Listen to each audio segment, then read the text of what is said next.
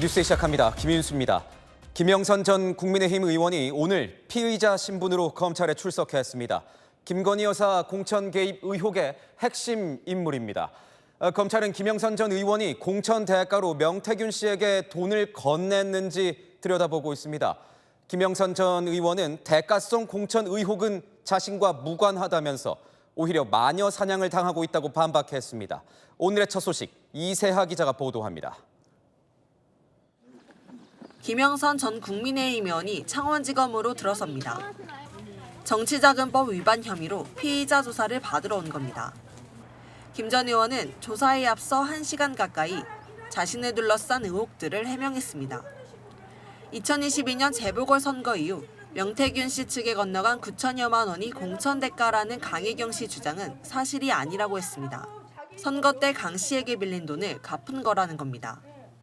향후에 지방선거에 나갈지도 모르는 사람한테 돈을 융통했다고 본인이 얘기를 해요. 그런데 제 선거 보존 비용에서 그걸 갚았다고 그래요. 정치자금법을 어긴 건 강 씨라며 민주당이 공익제보자로 만들었다고 비판했습니다. 그거는 공익제보에 대한 모욕이고 더불어 조작당이 되는 거예요. 제2의 김대엽이를 만들어갖고 대선 불복 운동을 지금 하는 거예요. 명 씨를 통해 김 여사에게 공천을 부탁한 적도 없다고 부인했습니다. 의원님께서 혹시 김건희 여사에게 부탁을 좀 해달라고 부탁을 하신 적이 있으십니까? 그런 건 없어요. 명 씨가 김 여사나 대통령과 통화한 건 들은 적 없다면서도 명 씨가 김 여사를 언급하는 건 들었다고 했습니다. 김건희 여사랑 통화를 한다. 자기가 얘기를 하면은 자기 뜻을 잘 받아준다. 그런 얘기는 들은 적이 있죠. 김 여사에 대한 공천 개입 의혹 제기는 마녀 사냥이라고 규정했습니다. 왜 이 대한민국이 선진국 진입에 들어와갖고 여성을 마녀 사냥하는 걸로 정치를 끌고 가느냐. 강혜경 씨 측은 김 전 의원 주장에 사실과 다른 내용이 너무 많다며 하나하나 대응할 가치가 없다고 밝혔습니다. 채널A 뉴스 이세아입니다. 검찰은 조만간 명태균 씨도 피의자 신분으로 불러 조사할 것으로 보입니다. 현재 명태균 씨는 변호사와 준비 중이라면서 이 소환 조사 대비에 나선 것으로 알려졌습니다. 최다함 기자의 보도입니다. 명태균 씨는 김영선 전 의원과 마찬가지로 정치자금법 위반 혐의 피의자 신분입니다. 명 씨의 압수물 분석 중인 검찰은 오늘 김영선 전 의원 조사 내용 등을 토대로 명태균 씨를 소환해 조사할 걸로 보입니다. 명 씨가 김건희 여사를 통해 김영선 전 의원이 공천을 받게 했는지, 그 대가로 김 전 의원의 세비 등을 나눠받았는지 등을 추궁할 걸로 보입니다. 김건희 딱 붙어야 본인이 다음에 죽선을 할 거 아닙니까? 시킨 대로 해야. 어디 붙어야 먹고 산다고 내가 얘기해.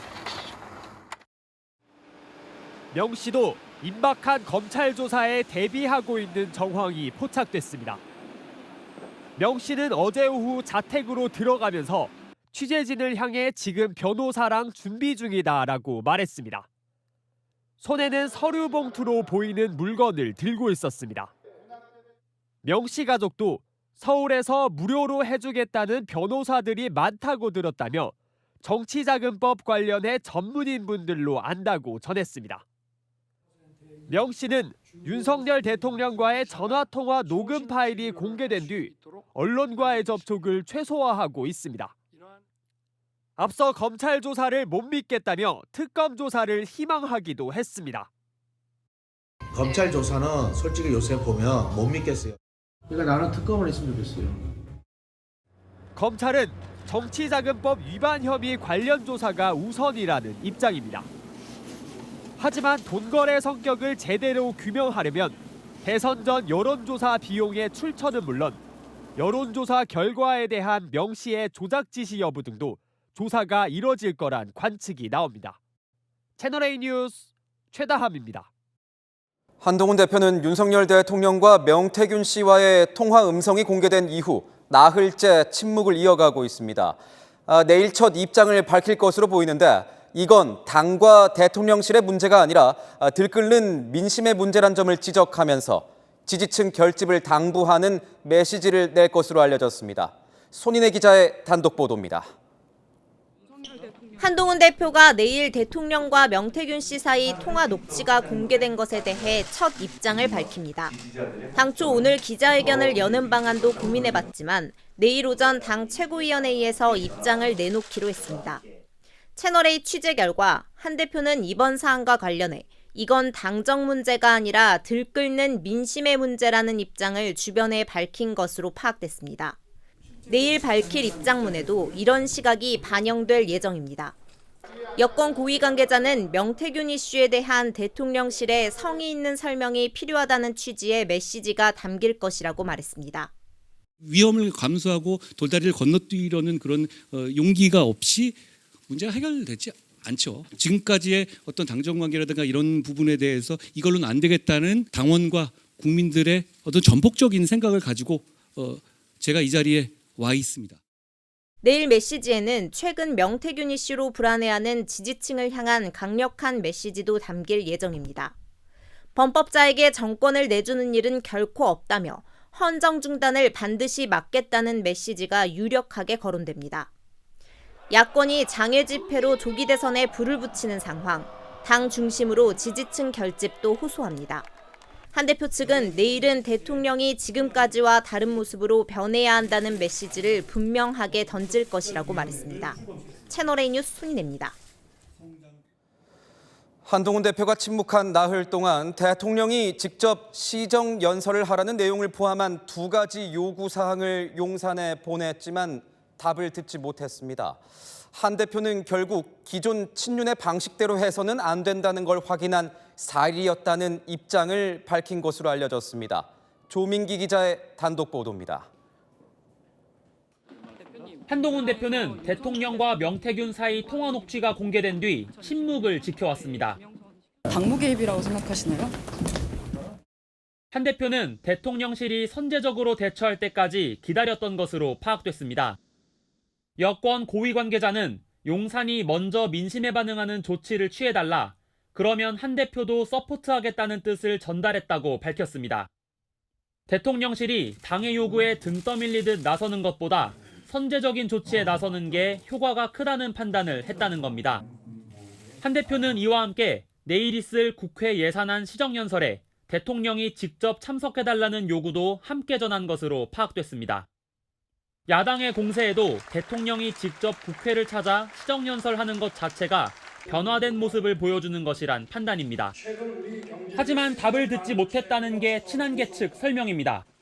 국내로서는 총리께서 나가시는 걸로 제가 알고, 그게 이제 대통령의 국회 시정연설은 매년 있는 건 아니고요.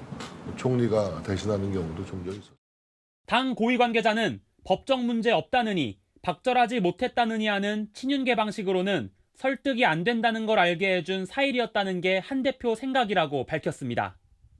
한 대표와 각세워온 친윤계 내에서도 대통령실이 서둘러 변화하고 있다는 의지를 보여줄 필요가 있다는 위기감이 감지되고 있습니다. 채널A 뉴스 조민기입니다. 민주당은 명태균 씨의 통화 녹취 추가 공개 시점을 재고 있는 모양새입니다.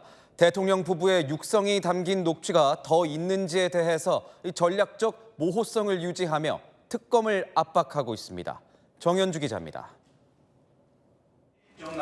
더불어민주당이 윤석열 대통령에 이어 김건희 여사 육성 공개 가능성에 여지를 남겼습니다.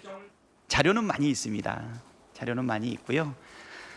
김건희 여사의 육성도 있느냐 이렇게 얘기하는데 이 부분은 우리가 NC&D로 말씀을 드리겠습니다. 지금은 대통령 녹취가 공개된 만큼 당사자가 직접 답을 하는 게 먼저라며 대통령실과 여당의 대응을 본 뒤 다른 녹취 자료 공개 시점을 결정하겠다는 겁니다. UFC 혹시 보셨나요? 제가 볼 때는 국민들이 심판인데 갑자기 경기를 중단시키는 경우가 있죠. 넉다운 됐을 때 정무적으로 시기와 내용들은 좀 판단해서. 어제 장외 집회를 통해 대통령 부부에 대한 국민적 분노가 확인됐다며 11월을 김 여사 특검해달로 규정했습니다. 당장 오는 14일 본회의에서 김 여사 특검법을 처리하고 대통령이 또 거부권을 행사할 경우 어제와 같은 대규모 장외 집회도 예고했습니다. 국민의힘은 선고가 임박한 당대표 방탄용 장외 집회라고 비판했습니다. 가히 더불어 방탄당답습니다. 촛불혁명을 운운하며 함께 싸워달라고 선동했지만 결국 범죄 혐의자인 자신을 보호해달라는 호소에 불과합니다. 30만 명이 모였다는 민주당 추산 집회 규모도 반박했습니다. 한 15,000명 정도의 수준으로 그 집회를 위한 사람들이 거의 반은 경찰관이었을 거예요. 국민의힘은 사법부가 이 대표 선거를 앞두고 심해질 방탄용 여론에 흔들리지 말아야 한다고도 밝혔습니다. 채널A 뉴스 정현주입니다.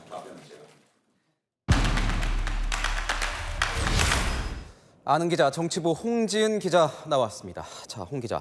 대통령 육성이 공개된 뒤에 한동훈 대표가 나흘째 침묵을 이어왔습니다. 입장 표명을 하지 않았는데 침묵을 하는 이유는 뭡니까?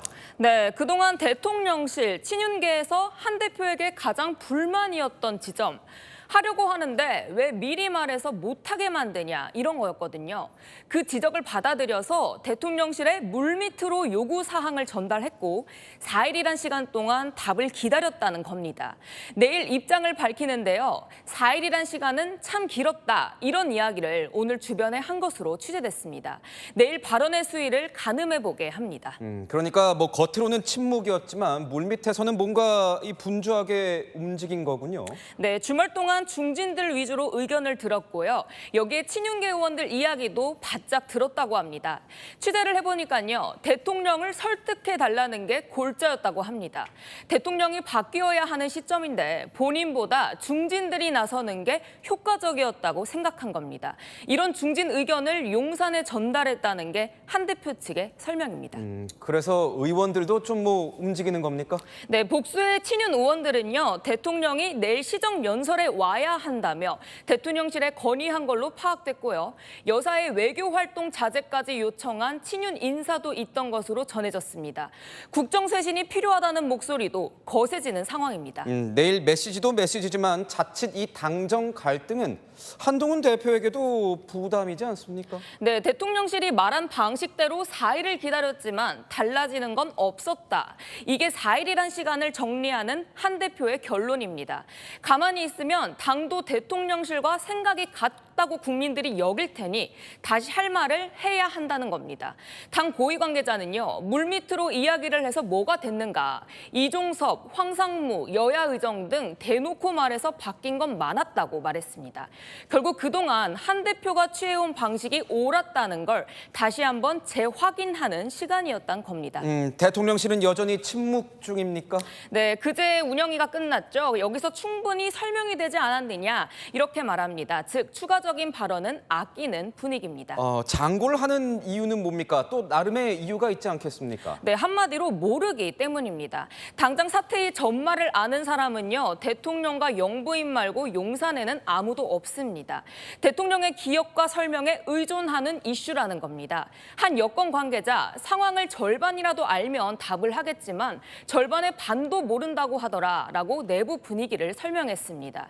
또 공세를 펼치는 야당이 뭘 꺼내들지도 모르는 상황이 답답하기만 한 거죠. 이런 상황에서 오늘 김건희 여사 공천 개입 의혹의 핵심 관계자인 김영선 전 의원 이 검찰 조사 받고 있지 않습니까? 네, 대통령과 명태균 씨 사이의 녹취도, 영부인을 둘러싼 논란도 모두 이 김영선 전 의원의 공천 관련 문제입니다. 그러니 이 전모를 가장 잘 알 수 있는 핵심 인물인 겁니다. 오늘 조사는 다른 건 관련이었지만요. 그 공천에 대해서 한마디 했습니다. 명태균 씨가 그런 얘기하는 거는 국민 누구나 할 수 있는 일이에요. 국민 누구나 통화를 직접 할 수 있는 건 아니잖아요. 아니 그거는 이제 전화 받는 사람의 취사 선택의 문제지만은 누구나 그런 얘기를 할 수 있는 게 민주주의예요. 네, 문제없는 공천이었고 명 씨가 영부인에게 본인 공천에 대한 이야기를 한 것, 그런 얘기를 할 수 있는 게 민주주의라고 주장했습니다.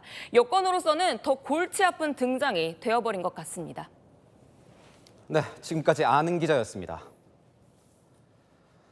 젤렌스키 우크라이나 대통령이 러시아에 파병된 북한군이 현재 어디에 있는지 그 위치를 알고 있다면서 선제 타격 가능성을 암시했습니다. 북한군이 우크라이나 영토를 침공하기 전에 장거리 미사일로 공격할 수 있도록 무기 사용을 허용해달라는 겁니다. 보도에 김민곤 기자입니다. 젤렌스키 우크라이나 대통령이 현지 시각 어제 자신의 텔레그램 계정에 올린 영상입니다. Кожен майданчик, на якому Росія на своїй території накопичує цих солдатів з Північної Кореї. Всі їхні табори. Ми могли би ударити превентивно, якби у нас була ця можливість. 본격 교전을 앞두고 북한군을 먼저 타격하겠다는 의지를 처음 꺼내든 건데 젤렌스키 대통령은 그 조건으로 서방의 장거리 공격 허용이 필요하다고 주장했습니다. 우크라이나에 지원된 장거리 무기는 미국의 지대지 미사일 에이테크스와 영국의 공대지 순항 미사일 스톰 섀도가 있는데 모두 러시아 본토 타격은 금지된 상태입니다. 독일의 공대지 미사일 타우러스는 지원조차 되지 않았습니다. 때문에 젤렌스키 대통령은 미국, 영국, 독일 모두가 북한군이 우크라이나를 공격하길 기다리고 있을 뿐이라고 호소했습니다. 젤렌스키 대통령은 트위터를 통해서도 테러 제재를 강조하며 북한을 다시 언급했습니다. Обходу санкцій – це злочин проти людей і світу. І саме такі схеми дозволяють Росії також допомагати нарощувати м'язи режимам в Ірані та Північної Кореї. 우크라이나가 북한군 침공 임박을 연일 시사하는 가운데 미국 싱크탱크 전쟁연구소는 쿠르스크에 배치된 북한군 병력은 러시아군의 일주일 사상자 수에 불과하다며 러시아의 소모적인 공격 작전에 북한군이 투입된다면 사상자 비율이 높아질 가능성은 매우 크다고 밝혔습니다. 채널A 뉴스 김민곤입니다. 북한군의 파병을 빌미로 미국과 서방 국가들이 전쟁에 더 깊숙이 관여할 수도 있는 만큼 러시아는 연일 경고를 보내고 있습니다. 만약 미국이 계속 전쟁에 관여하면 3차 세계대전이 일어날 거라는 언급까지 했습니다. 박수유 기자의 보도입니다. 푸틴 대통령의 최측근인 메드베데프 러시아 국가안보회의 부의장은 현지 언론 인터뷰에서 3차 대전을 언급했습니다. 미국의 차기 지도자가 계속 우크라이나 분쟁에 기름을 끼얹으면 제3차 세계대전을 겪게 될 것이라며 이는 지옥으로 가는 길이라고 경고한 겁니다. 러시아는 서방이 우크라이나의 장거리 미사일 사용을 허용할 경우 핵무기 사용도 추진하겠다며 겁박하고 있습니다. 러시아의 그 우크라이나 전쟁을 종결시키는데 유리하지 않은 방향으로 전개됐을 때는 전술핵을 정도로 사용할 용의도 있다고 보여지거든요. 이런 가운데 북한과 러시아는 지난 1일 모스크바에서 열린 최선희 북한 외무상과 세르게이 러시아 외무장관 간 전략대화 결과를 공개했습니다. 쌍무관계 발전을 위한 실천적 문제들에 대한 심도 있는 의견 교환이 있었다. 그러면서 러시아가 북한의 침략 억제 조치에 전폭적인 지지를 보냈다고 밝혔습니다. 북한이 핵무기 개발을 전쟁 억제 조치로 표현해온 만큼 러시아가 북한에 약속한 북한군 파병의 대가에 북한의 핵보유 인정이 포함된 것 아니냐는 분석도 나오고 있습니다. 채널A 뉴스 박수입니다. 이런 가운데 우리나라와 미국, 일본이 오늘 연합 공중훈련을 실시했습니다. 북한 김정은이 가장 두려워한다는 미국의 전략 폭격기도 모습을 드러냈습니다. 최근 북한의 핵, 미사일 위협에 대한 경고 차원입니다. 김재혁 기자입니다. 미국의 전략 폭격기 B-1B를 선두로 양측에 편대 비행을 하는 한미일 전투기들. 제주도 동쪽에 위치한 한일 방공식별구역 중첩 상공에서 한미일 공중훈련이 실시됐습니다. 합동참모본부는 올해 들어 두 번째 한미일 공중훈련이라고 설명했습니다. 미국의 전략 폭격기가 한반도에서 전개된 건 올해 들어 네 번째입니다. 초음속 전투기 B-1B는 국군의 날을 기념해 앞서 서울 상공에도 등장했습니다. 최고 속도는 마하 1.25로 시속 1,530km. 괌 미군 기지에서 평양까지 2시간 정도면 기동해 타격할 수 있어 북한이 두려워하는 전략 자산 중 하나입니다. 비행은 최대 12,000km까지 가능합니다. 핵무장은 불가하지만 최대 57톤의 무기를 장착할 수 있습니다. 오늘 한미일 공중훈련은 최근 북한이 발사한 신형 대륙간 탄도미사일 화성 19형에 대응하기 위해 진행됐습니다. 북한의 강력한 경고 메시지를 보내는 것이 목적입니다. 우리 군의 거듭된 경고에도 불구하고 북한의 불법적 도발을 지속적으로 북한은 감행하고 있다. 이후 발생하는 모든 사태에 대한 책임은 전적으로 북한에게 있음을 다시 한번 엄중히 경고한다. 앞서 우리 군은 지난달 30일 북한의 ICBM 이동식 발사대 모양을 정확히 타격하는 훈련을 진행하기도 했습니다. 채널A 뉴스 김재혁입니다. 미국 대선은 이제 이틀 남았습니다. 민주당 후보인 해리스 부통령은 한국계 표심에 지지를 호소했습니다.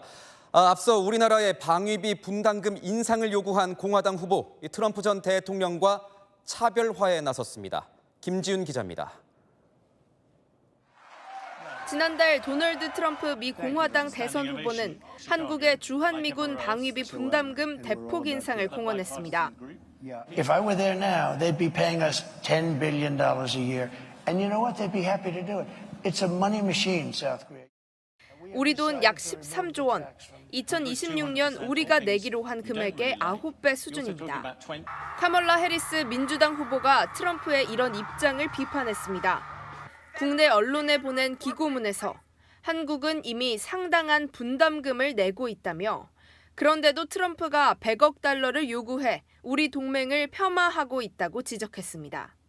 해리스 후보는 한미 동맹이 인도태평양과 전 세계의 안보와 번영의 핵심 축이라며 2년 전 비무장지대를 방문한 일도 언급했습니다. 자신이 그 자리에서 한국 방어에 대한 미국의 철통 같은 공약을 재확인했다고도 밝혔습니다. 트럼프 당선 시 급증할 방위비 분담을 강조해서 재미 한인 등의 지지를 얻으려는 전략이란 해석도 나옵니다. 앞서 한미양국은 지난달 2026년 방위비 분담금을 전년 대비 8.3% 인상한 1조 5,192억 원으로 정하고 이후 인상분은 물가 증가율을 반영하기로 합의했습니다. 채널A 뉴스 김지윤입니다.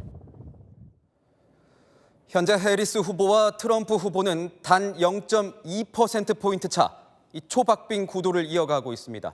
남은 이틀 사이 어떤 유세 일정을 잡을지가 관건인데 해리스 후보는 유명 코미디 프로그램에 깜짝 출연해서 이목을 끌었습니다. 이어서 정다은 기자입니다. 카멀라 해리스 민주당 후보와 도널드 트럼프 공화당 후보가 현지 시각 어제 노스캐롤라이나를 찾았습니다. 선거 전 마지막 주말을 맞아 경합주 막판 표심 잡기에 나선 겁니다. Imagine the Oval Office, and if he is elected, Donald Trump on day one would be sitting in that office, stewing over his enemies list. On November 5th, 2024, this will be Liberation Day in America. It's going to be liberation. 노스캐롤라이나는 지난 두 번의 대선에서 트럼프를 선택했지만 트럼프는 선거일까지 매일 이곳을 찾아 집토끼 단속에 나설 예정입니다. 트럼프는 토요일 하루 동안 노스캐롤라이나와 버지니아, 해리스는 노스캐롤라이나와 조지아, 위스콘신 등을 돌며 경합주 표심 잡기에 공을 들였습니다. 해리스는 유세를 모두 마친 뒤 생방송 코미디 프로그램 SNL에까지 깜짝 출연했습니다. 본인 말투를 따라하는 배우와 같은 복장으로 마주 앉아 거울 속 자신에게 말하듯 트럼프가 할 수 없는 일을 할 수 있다, 문을 열 수 있다고 말했습니다. 트럼프가 유세를 위해 쓰레기 수거 차량에 타려다가 문을 제대로 열지 못한 걸 풍자한 겁니다. 미국 정치 전문 매체의 전국 여론조사 평균에 따르면 트럼프가 0.2%포인트 앞서는 것으로 나타났습니다. 막판까지 엎치락 뒤치락이 이어지는 초접전 상황에 두 후보는 남은 이틀도 경합주에 집중할 예정입니다. 채널A 뉴스 정다은입니다.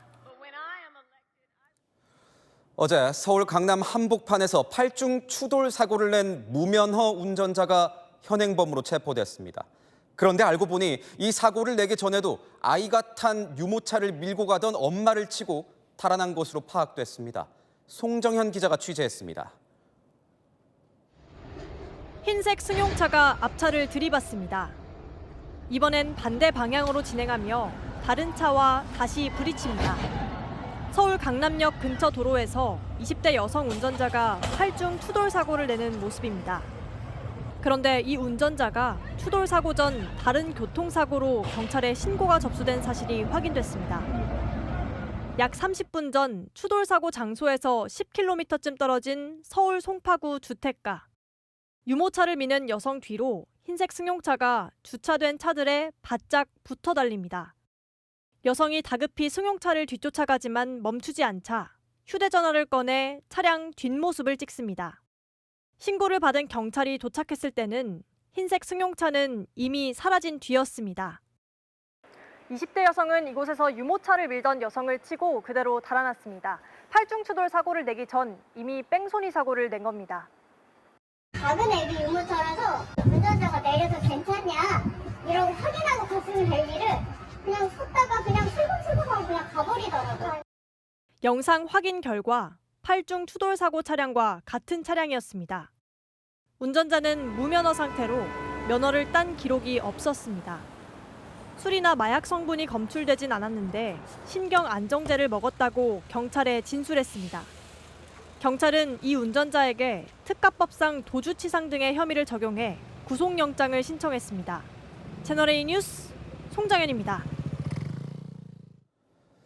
북한강에서 30대 여성으로 추정되는 시신이 훼손된 채 발견됐습니다.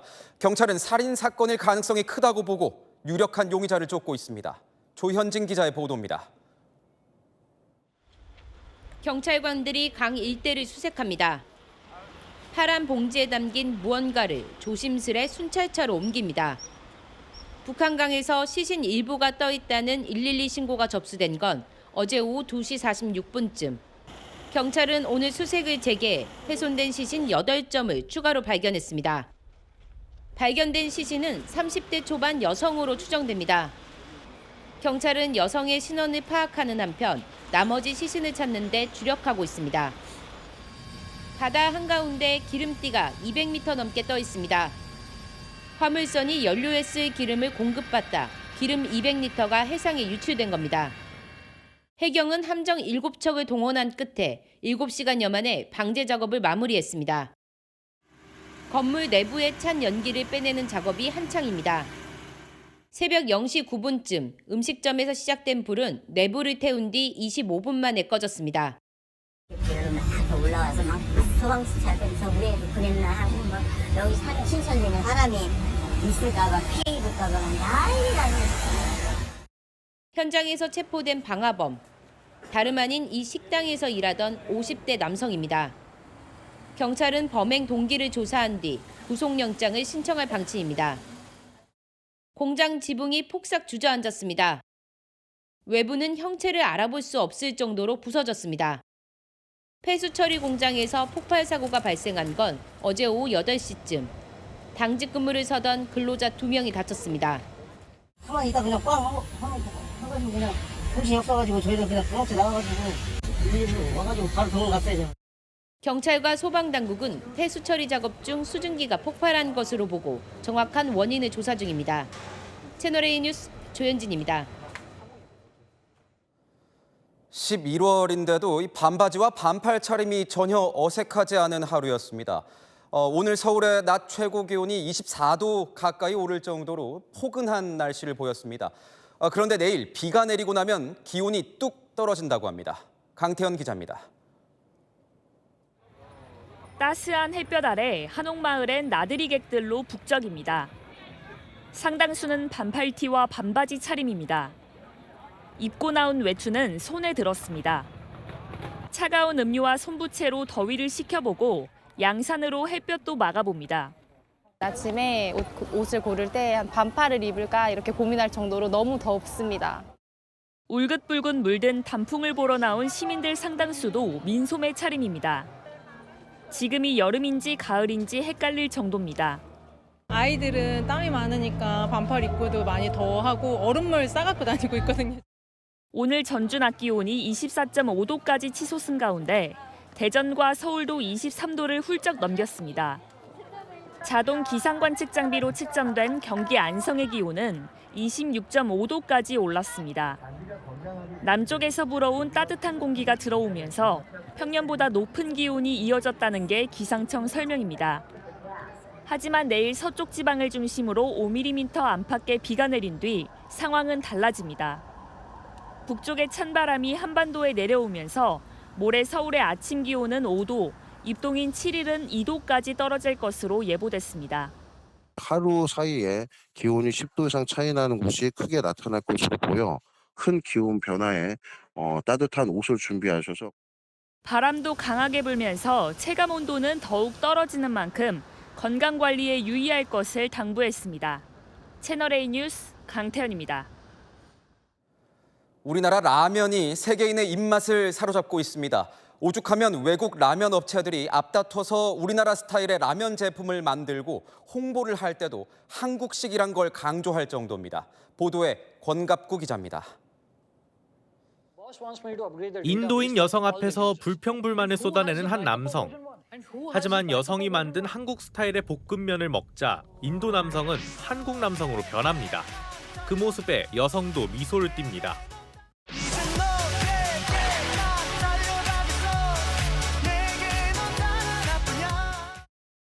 국물라면부터 볶음라면까지 해외에서 한국 라면의 인기가 높은데요. 이에 인도네시아와 일본의 라면 1위 브랜드들이 모두 한국 라면을 출시하며 고객몰이를 하고 있습니다. 인도네시아 식품업체는 한국 아이돌 뉴진스를 모델로 내세운 라면을 선보였습니다. 너무 맛있어. 포장지에는 한국 라면이라는 4글자가 크게 적혀 있습니다. 라면의 영문 표기도 흔히 쓰는 일본 발음의 라멘이 아닌 라면입니다. 세계 라면 업체 1위인 일본 니신도 불닭볶음면을 모방했습니다. 한국어로 볶음면이라 쓰고 분홍색 포장에 캐릭터까지 우리 기업의 제품과 비슷합니다. 싱가포르 식품업체도 양념치킨 맛을 따라한 라면을 내놨습니다. 이 같은 한국 라면 인기에 올 10월까지 수출액은 10억 달러로 역대 최고입니다. 하지만 해외 기업이 한국 풍미 라면을 잇따라 출시하면서 이미지 실추와 같은 부작용도 우려됩니다. 처음 보는 외국인이 한국어를 공부하지 않고서는 읽을 수 없으니까 판별이 안 될 것 같아요. 반면 우리 기업에 유리할 수 있다는 전망도 나옵니다. 식품업체 관계자는 장기적으로는 원조인 한국 라면을 더 찾게 될 것으로 기대했습니다. 채널A 뉴스 권갑구입니다.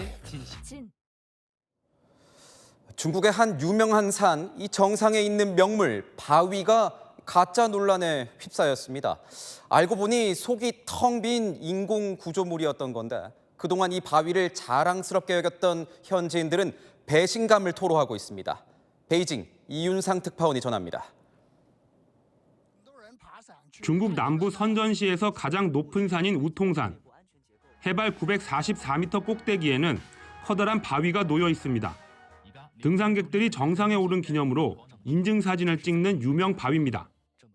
그런데 최근 SNS를 통해 공개된 사진을 보면 바위에 커다란 구멍이 뚫려 있습니다.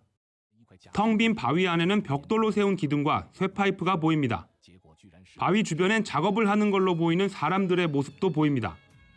산에 자연적으로 있던 바위가 아닌 인공 구조물이었던 겁니다. 중국 네티즌들은 관광객들을 속인 것이고 명백한 사기라고 비판했습니다. 可能会存在一点安全隐患吧，毕竟它中空的。爬了许多年的山，终究是错付了。 산 관리소 측은 애초에 속일 의도는 없었다고 주장합니다. 我们现在呢，就是对这个井石这个内部这个安全结构进行一个修复和修整。 앞서 지난 6월엔 중국 허난성 윈타이산에 있는 높이 314m의 폭포를 두고도 가짜 논란이 일었습니다. 강수량이 적은 시기에도 관광객을 모으기 위해 수도관을 설치한 겁니다. 중국인들은 유명 관광지에서 반복되는 가짜 논란이 황당하다는 반응입니다. 베이징에서 채널A 뉴스 이윤상입니다.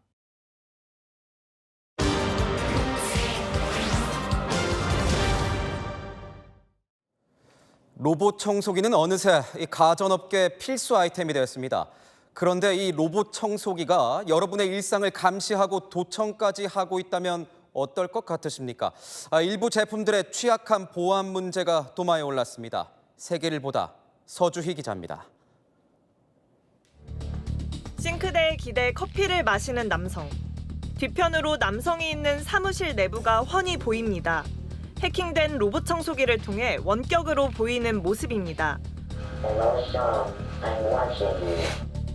호주의 한 매체가 보안 우려가 제기된 중국산 로봇 청소기를 해킹하는 실험 영상입니다. 실험 시작 2시간 만에 보안연구원이 있는 독일까지 영상이 전송됐습니다. 지난 8월 세계 최대 컴퓨터 보안 컨퍼런스에선 130m 떨어진 곳에서도 로봇 청소기의 악성 데이터를 보내 해킹할 수 있다는 내용이 발표됐습니다. So anyone who knows the object ID of the map can access that data. 미국에선 최근 해킹된 중국산 로봇 청소기가 인종차별적인 욕설을 내뱉는 일이 발생했고 2년 전엔 미국산 로봇 청소기가 촬영한 사진이 SNS를 통해 확산됐는데 화장실을 사용하는 여성의 모습이 담겨 있어 충격을 줬습니다. 카메라, 마이크가 없다면 이런 사생활 노출 우려가 없을지 카이스트 연구진과 취재진이 직접 실험을 해봤습니다. 하지만 로봇 청소기에 달린 레이더 센서만으로도 목소리 진동을 인식해 카드 번호 등 예민한 개인정보를 도청할 수 있었습니다. 2024 지금 보고 있는 TV 채널이 무엇인지도 알아낼 수 있습니다. 레이저가 이런 물체에 맞닿아서 이제 다시 반사돼서 돌아올 때 제 음성을 아주 미세하게나마 실어서 로봇 청소기로 다시 돌아오게 됩니다. AI를 이제 돌려서 분석을 하게 되면 그 피해자의 음성을 추출할 수 있다는 것. 사용자가 움직이는 동선을 따라 풍향을 조절하는 에어컨이나 보관된 식재료를 분석해 조리법을 제한하는 냉장고 등 AI 가전이 우리 삶에 깊숙이 들어오고 있는데요. 보안 우려도 함께 커지면서 스마트홈 보안 시장 규모도 5년 뒤엔 2배가량 커질 전망입니다. 미국에선 보안 문제가 해결된 사물 인터넷 제품에 정부 인증 마크를 부착하는 제도가 시행됐고 업체들은 데이터 보안 전담팀을 뿌리는 등 보안 강화에 나서고 있습니다. 세계를보다 서주입니다. 우리 몸속 지방량이 늘어나면 치매 위험이 높아진다는 연구 결과가 나왔습니다. 체지방이 1kg 늘어나면 치매 위험은 최대 53%나 높아진다고 합니다. 이 치매를 예방하기 위해선 이걸 키워야 합니다. 홍란 기자가 알려드립니다. 음악에 맞춰 포즈를 취합니다. 선명한 팔 근육에 박수가 터져 나옵니다. 올해 81살인 임종소 어르신입니다. 허리 통증으로 고생하다 6년 전부터 근력 운동을 시작했습니다. 심한 통증에 걷기도 힘들었지만 근력 운동 1년 만에 보디빌딩 대회에 나갈 정도로 건강해졌습니다. 통증은 거의 없죠. 저는 이렇게 먹는 약이 없어요. 고지혈이고 당뇨고 치매도 많이 예방 차원이 들지만 이 골다공증도 그렇고 근육이 없으면 모든 면이 무너진다고 봐야 돼요. 공원에 설치된 운동기구엔 근력 운동을 하는 어르신들도 부쩍 늘었습니다. 이런 운동기구 사용해서 턱걸이하고 기타 여러 가지 해요. 예전에 아랫배도 좀 나오고 그랬는데 많이 좀 들어가고 덜 나오고 단단해졌어요. 신체만이 아닙니다. 근육이 얼마나 있느냐가 치매 위험도에 영향을 준다는 연구 결과도 나왔습니다. 서울대 의대 연구 결과 근육량이 1kg 늘어나면 남성은 30%, 여성은 41% 치매 위험이 감소했습니다. 반면 지방이 1kg 늘면 남성은 19%, 여성은 53%까지 치매 위험이 증가하는 것으로 나타났습니다.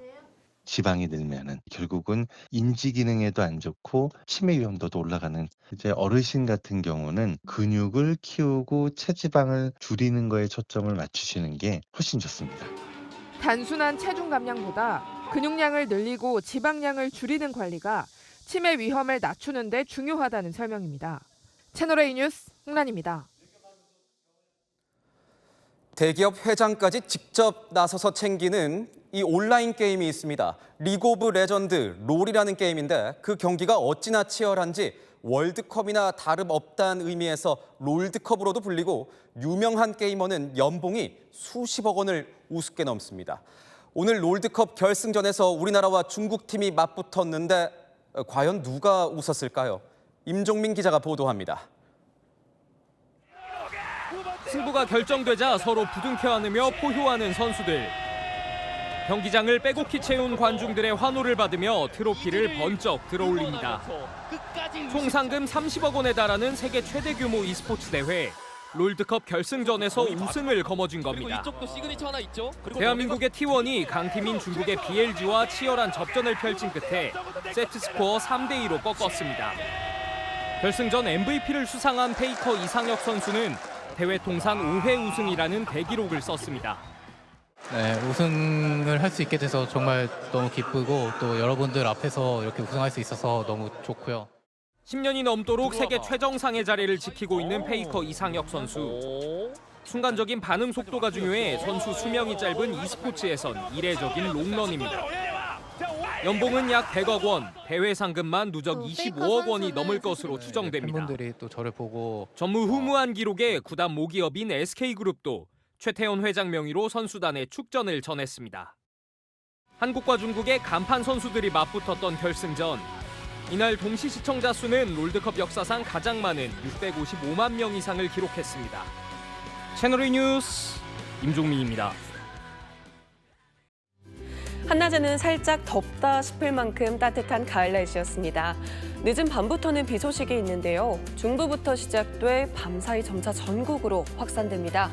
5mm 안팎으로 양이 많지는 않지만 내일 비가 그치고 오후부터는 공기가 차가워집니다. 유입된 찬바람에 기온이 내려가 화요일 아침에 서울의 기온이 5도, 목요일에는 2도까지 뚝 떨어집니다. 좀 더 두꺼운 외투 준비해 두시는 게 좋습니다. 내일 흐린 하늘 속에 수도권과 충남은 오전 한때, 그 밖에 충청과 호남은 오후 한때 공기가 탁하겠습니다. 출근길에는 충북과 남부 내륙에 짙은 안개가 끼겠고요. 아침 기온은 대전과 전주, 부산이 13도로 오늘보다 조금 높습니다. 낮 기온은 서울 17도, 광주와 대구 20도에 머물겠습니다. 다음 주 하늘은 대체로 맑겠습니다. 날씨였습니다. 국회가 내일부터 내년도 정부 예산안 심사에 돌입합니다. 677조 4천억 원 규모인데 이번에도 법정 시한을 훌쩍 넘기진 않을지 벌써부터 우려됩니다.